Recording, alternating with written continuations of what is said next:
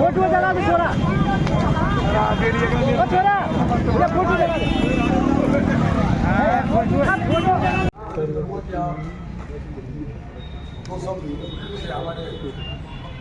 मंडल अध्यक्ष हमारे खूब ब्लॉक के कांग्रेस आदरणीय हमारे पूर्व विधायक वाजवानी जी के नेतृत्व में हमारे अध्यक्ष साहब और ब्लॉक अध्यक्ष सुवर्णसिंह के नेतृत्व में जो हम लोगों ने, मैं तो कहूँगा राष्ट्रद्रोही सरकार के खिलाफ एक पुतना दहन किया है।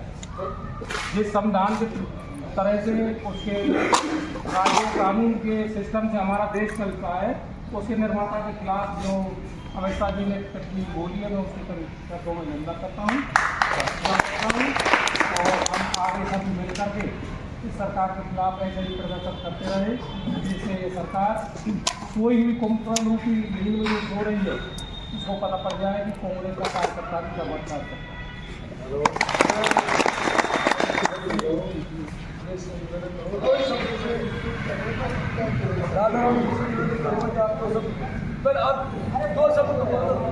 आपने तो आप संबोधित करो, नए बच्चे किसी चुनाव में नहीं होगा, आपको दो बात आप भी बहुत सवाल की तरफ बोल रहे हो साहब, बोल रहे हो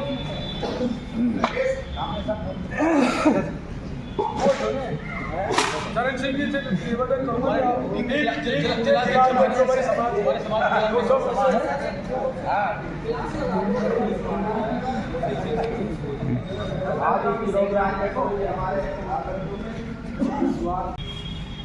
विरोध प्रदर्शन में पधारे सबसे पहले तो बुद्धिजीवी रिपोर्ट अलवर के जिलाध्यक्ष प्रोफेसर उदय सिंह जी, हमारे डी के समाज के जिलाध्यक्ष भाई चरण सिंह जी, हमारे ब्लॉक कांग्रेस कमेटी के अध्यक्ष भाई सुगर सिंह जाटव साहब, हमारे गो के मंडल अध्यक्ष भाई गोविंद गुजर जी, और यहाँ बैठे हमारे सभी बड़े बुजुर्ग नौजवान साथियों। सबसे पहले तो हमें ये सोचना है कि बाबा साहब के जाने के बाद इतने सालों बाद आज भी ये लोग उनसे दिन नफरत क्यों करते हैं? इनके मन में ये नफरत कहां से आई? इसका सीधा सा एक ही कारण है कि उन्होंने ये संविधान बनाया और इस संविधान में पिछड़े, शोषित, गरीब और जो वंचित लोग हैं, वो चाहे किसी जाति धर्म से हो, सबके लिए उन्होंने बराबर का अधिकार दिया। जो चाहो आप पहनो, उन्होंने अधिकार दिया कि जो चाहो आप खाओ, उन्होंने अधिकार दिया कि जो धर्म चाहो आप अपनाओ, अपना जीवन व्यतीत करो। आपकी वोट की बराबर, आपकी भी वोट की कीमत एक होगी और एक कोई महाराज रहा उसकी वोट की कीमत भी एक होगी। बराबरी का अधिकार, अपना जीवन बराबरी से व्यतीत करने का अधिकार उन्होंने दिया। और इसी बात से लोग परेशान हैं कि आज ये पिछड़े लोग, गरीब लोग, शोषित लोग आज जो है ये कैसे हमारी बराबरी कर रहे हैं, कैसे बड़े पदों पे आ रहे हैं। और आपने देखा हमारे बगल में भाई साहब बैठे हुए हैं, उनके बेटे इस संविधान की ताकत से इस देश के सबसे बड़े पुलिस अधिकारी बने, IPS बने। उसी तरीके से सबसे बड़ी IIT के अंदर अपना एडमिशन लिया है। तो ये दो चीजें जो है बड़ी इंपॉर्टेंट है। एक तो शिक्षा के रास्ते चल के यहाँ तक पहुंचे और लोग रास्ते पर हैं और लोग धीरे धीरे मेहनत कर रहे हैं। यही वो ताकत है जिससे हम लोग आगे बढ़ेंगे। लेकिन आज अमृत काल बता रहे हैं या आजादी का पता नहीं कौन कौन सा काल बताते हैं, वाहवाही करते हैं, लेकिन आज भी जो है जहां गरीब, दलित, वंचित लोगों की बात आती है तो इन लोगों से सहन नहीं होता। इन्होंने राम मंदिर का उद्घाटन किया, लेकिन वहां पे देश की राष्ट्रपति जो दलित है उसको नहीं बुलाया। शायद उनके मन में तो बात आज भी है, इन लोगों के आने से हमारे जगह अपवित्र हो जाती है। फिर ये कहते हैं बटोगे तो कटोगे, बांटा किसने है? जाति में, धर्म में, ऊंच नीच में, मंदिर में, मस्जिद में, शमशान में बांट कौन रहा है? अब सब लोग जानते हैं। तो ये बहुत जिम्मेदारी का वक्त है। खास तौर पे मैं नौजवान से कहना चाहता हूँ, आप लोग अपनी जिम्मेदारी समझें। आपके पूर्वजों ने कैसी परेशानी झेली है, हम तो कुछ नहीं झेल रहे। जितना बुरा दौर बाबा साहब ने झेला है, हमने झेला है क्या? स्कूल में नहीं घुसने देते थे, आज तो स्कूल भी हमारे पास है, किताब भी हमारे पास है, बुक भी हमारे पास है, संसाधन हमारे पास है। फिर आज हम उनके जैसे क्यों नहीं बन पा रहे? लड़ाई लड़नी पड़ेगी। और लड़ाई क्या है? अपने अधिकारों की लड़ाई। ये कह लगे अम्बेडकर अम्बेडकर अम्बेडकर अम्बेडकर कहते रहते हो, फैशन बना रखा है तुम लोगों ने। अगर भगवान का नाम लेते तो पता कहाँ पहुंच जाते। अरे भाइयों, पिछड़े लोगों के लिए, वंचित लोगों के लिए इस लोकतंत्र के मंदिर में बाबा साहब अम्बेडकर ही भगवान है इस देश के अंदर। सबको अपनी ताकत पहचानने की जरूरत है। संविधान ने जो ताकत दी है उसको पहचानने की जरूरत है, और चाहे कहीं भी हो एकजुट होकर इनका सामना करें। अब ये संविधान को कमजोर करने में लगे हुए हैं। कमजोर कैसे कर रहे हैं? अभी कुछ दिन पहले राजस्थान कैबिनेट ने फैसला किया, दलित और जो पिछड़ों की जमीनें हैं जो रिजर्व होती हैं, उनको सोलर प्लांट लगाने के लिए किसी को भी दी जा सकती है। अब सोलर प्लांट कौन लगाएगा? बड़ा उद्योगपति लगाएंगे, अडानी अंबानी लगाएंगे, हम और आप लगाएंगे क्या? तो हमारी जमीनें हमारे हाथ से जा रही हैं। आज नया फैसला आया है कि चुनाव आयोग ने कहा कि जब चुनाव आयोग के डाटा जो उसके नियम होते हैं इलेक्ट्रॉनिक, तो आम आदमी उसकी कॉपी नहीं मांग सकेंगे। ऐसे कमजोर कर रहे हैं। सारा रेल बेच दिया, एयरपोर्ट सारे बेच दिए, बिजली सारी बिक गई। अब आप बताएं कि हमें नौकरी मिलेगी कहाँ मिलेगी? सरकारी जो कॉलेज जो तंत्र है उनमें इनके लोग बैठे हैं। जुडिशरी के अंदर जहाँ जज है, हाँ सारे कॉलेजों से इनके लोग बैठे हैं। हमें न्याय मिल कहाँ रहा है? आज भी हमारे दलित समाज का कोई नौजवान अगर कई जगह बॉडी में बारात निकालना चाहता है, उसके लिए पुलिस प्रोटेक्शन दी जाती है। तो कहाँ की समानता, कहाँ नहीं बांट रखा इन लोगों ने हमें? तो भाइयों और बहनों, दोस्तों, साथियों, अपनी आवाज को समझें, अपनी ताकत को पहचानो। और लोकतंत्र ने जो हमें हिस्सा, जो ताकत दी है, वोट के माध्यम से, विरोध प्रदर्शन के माध्यम से अपनी आवाज इन तक पहुंचे। इन लोगों ने हमेशा से दबाने का काम किया है, लेकिन आज लोग जाग रहे हैं और आप सब लोग आज यहाँ पधारे। मैं आपका धन्यवाद देना चाहता हूँ। आने वाले वक्त में भी ऐसे ही जब कभी जरूरत पड़े कंधे से कंधा मिला के हो जाए। सरकार ने अच्छे काम की, स्कूल खोले, अस्पताल खोले। अब ये स्कूल अस्पताल सरकारी किससे काम आएंगे? ये गरीब लोगों के काम आने वाली चीजें हैं, लेकिन इस सरकार ने उनको बंद करने का काम किया है। गुलपाड़ा के अंदर देखिए ट्रॉमा सेंटर बंद पड़ा है। अब एक ट्रक घुस गया, कुछ दिन पहले एक जाटा भाई यहाँ गुजर गया एक्सीडेंट में। यहाँ घटनाएं होती हैं, उसका फायदा हमें तब मिलता जब ट्रॉमा सेंटर अस्पताल चलती होती, वो बंद पड़े। और एक स्कूल कॉलेज बन रहे, उन्होंने बंद करा दिए। तो इन लोगों की मानसिकता ये है कि हम लोग, आप लोग परेशान रहे, इनको कोई सुविधाएं ना मिले, और ये लोग बड़े बड़े पदों पे। राहुल गांधी जी कहते हैं कि देश की सारी संपत्ति पे कुछ चंद पूंजीपतियों का कब्जा है, और वो क्या कर रहे हैं? सब कुछ प्राइवेट कर रहे हैं। जमीनें उन्होंने खरीद ली, एयरपोर्ट उन्होंने खरीद लिए, रेलवे उनके हाथ में आ रहा है। धीरे धीरे ये लोग, हमारे अधिकार बचेंगे कहाँ? रिजर्वेशन कहाँ लोगे आप जब नौकरी नहीं निकलेगी? तो बताइए। तो भाइयों समझो, अपनी ताकत को पहचानो, एकजुट होकर इस सरकार के और जो गलत नीतियां हैं उनके खिलाफ हम लोग अपनी आवाज मजबूत करें। यही लोकतंत्र है, यही बाबा साहब ने हमें अधिकार दिया है। अगर हम अपने अधिकार को नहीं ले पाते तो हम उनको सच्ची श्रद्धांजलि नहीं दे रहे। धन्यवाद। और ऐसे कामों पे हमेशा हमने देखा है, जो फौजी जी हो गए, भाई धर्मजीत जी हो गए, सब लोग जहाँ बैठे हैं, सब लोगों ने हमेशा से, श्री जी, सब लोगों ने बड़ी मेहनत करी है। समाज के नाम पे कभी जरूरत पड़ती है, सब लोग इकट्ठा होते हैं और अन्याय के खिलाफ लड़ाई लड़े। हमें न्याय और अन्याय की बात करनी है। इसी तरीके से अपनी ताकत को एकजुट होकर चलेंगे। आज आप लोग यहाँ पधारे, प्रदर्शन हुआ, इसके लिए बहुत बहुत धन्यवाद, क्योंकि आपने हक पे रहे, अच्छी बात पे रहे। अमित शाह को माफी भी मांगनी पड़ेगी और इस्तीफा भी देना पड़ेगा। अगर ये आवाज और मजबूत होती रहेगी तो उसको झुकना पड़ेगा, और आने बाद किसी की हिम्मत नहीं होगी तो इस तरह की गलत टिप्पणी हमारे पूर्वजों पे, हमारे महापुरुषों पे कर सके। अगर अपने महापुरुषों को सम्मान हम नहीं दिला पाए तो कौन दिलाएगा? बताइए, कौन आने वाला है? कौन चाहता है आपको?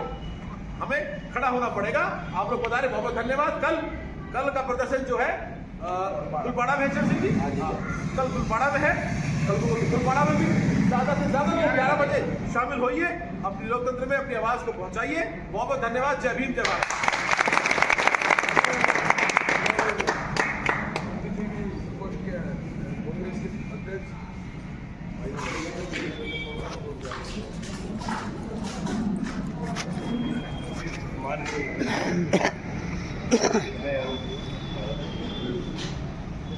लीग से बना रहे से बना रहे साहिबा और तमाम यूथ जो सामने खड़ा है, आप सभी को मेरा प्रणाम। मैं डॉक्टर हुकम सिंह है, पीपल मेला का रहने वाला।